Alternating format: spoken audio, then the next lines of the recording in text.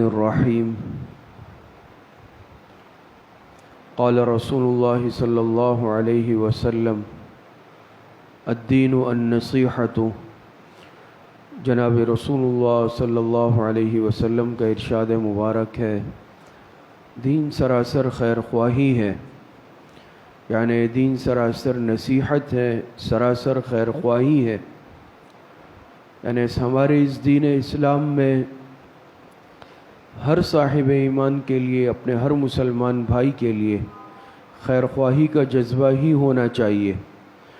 بدخواہی کا جذبہ رکھنا، بدنیتی رکھنا، یہ ہمارے کمال ایمان کے منافی عمل ہے۔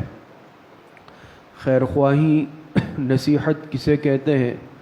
علماء نے لکھا ہے کہ کسی کو پیار اور خلوص کے جذبے سے نصیحت کرنا، یہ نصیحت اور خیر خواہی کہلاتا ہے۔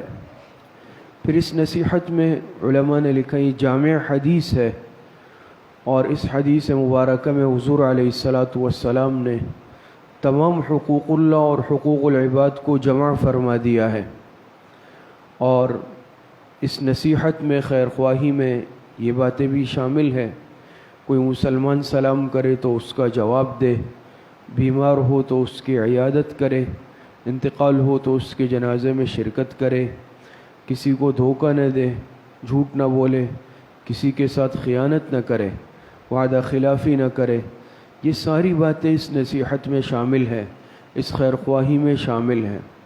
تو خلاصہ اس حدیث کا یہ نکلا کہ ہر انسان اپنی نیت کو درست رکھے، اپنی نیت کو صحیح رکھے، کسی کے لیے برائی کے جذبات، بدنیتی کے جذبات یہ دل میں نہ ہو۔ آج ہماری اخلاقی پستی کی وجہ سے ہی ہم انحطاط اور مصیبتوں کا شکار ہے کہ ہم نے دو پیمانے بنا رکھے ہیں۔ اپنے لیے پیمانہ اور معیار الگ ہے، دوسرے کے لیے پیمانہ اور معیار الگ ہے۔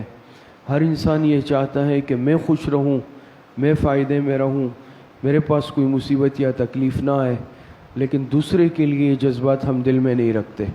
چاہے میرے ذریعے سے کسی کو نقصان پہنچ جائے، کوئی مصیبت میں آ جائے، لیکن مجھے اس کی کوئی پرواہ نہیں ہے۔ تو یہ اسلامی تعلیمات نہیں ہے، بلکہ اس حدیث سے ہمیں یہ سبق ملتا ہے کہ ہر وقت اپنے دل کو ہر ایک کے لیے صاف رکھے، اپنی نیت کو صاف رکھے۔ کوئی مشورہ طلب کرے تو خیر خواہانہ مشورہ دے، اور جس انسان کا فائدہ جس عمل میں ہو انسان وہ بات کرے۔